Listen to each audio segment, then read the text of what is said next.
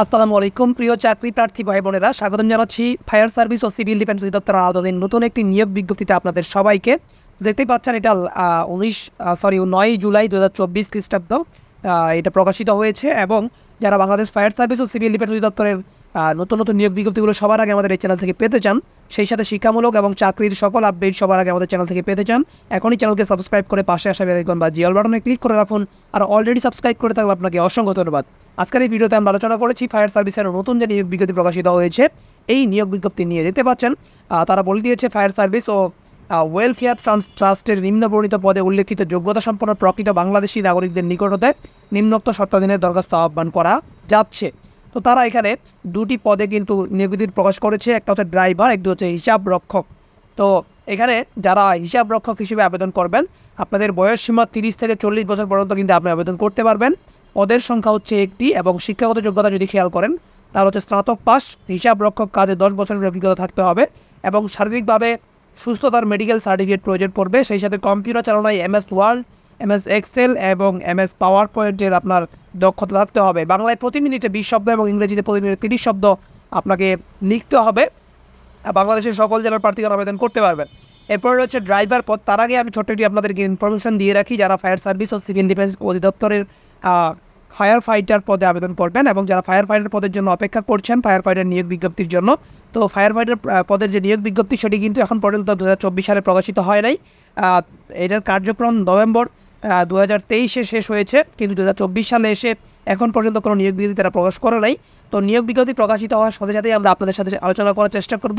আমরা আপনাদেরকে এই চ্যানেলের মাধ্যমে আপনাদেরকে জানিয়ে দেওয়ার চেষ্টা করব যে ফায়ার সার্ভিসের যে ফায়ার ফাইটার পদের নিয়োগ বিজ্ঞপ্তি সেটি প্রকাশিত হয়েছে এবং আপনারা কীভাবে আবেদন করবেন সেগুলো দেখাবো। তো চলুন আমরা ড্রাইভার পদের যে যোগ্যতা সেটা দেখে নিব। ড্রাইভার পদের আপনারা যদি দেখতে পাচ্ছেন বেতন আলোচনা সাপেক্ষে এটা তারা দিবে এবং বয়স সীমা কিন্তু 30 থেকে 40 বছরের মধ্যে আবেদন করতে পারবেন। পদসংখ্যা একটি। এখানে ড্রাইভার পদে যিনি আবেদন করবেন 8ম শ্রেণী পাশ করলে আপনি আবেদন করতে পারবেন।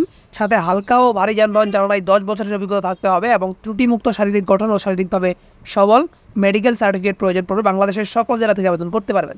এরপরে আবেদনের যে শর্তাবলী সেটা যদি আমরা দেখি, সেটা হচ্ছে প্রার্থীকে অবশ্যই বাংলাদেশের নাগরিক হতে হবে এবং জাতীয় পরিচয়পত্র অথবা জাতীয় পরিচয়পত্র প্রাপ্তির অনলাইন আবেদন কপি বা স্লিপ থাকতে হবে।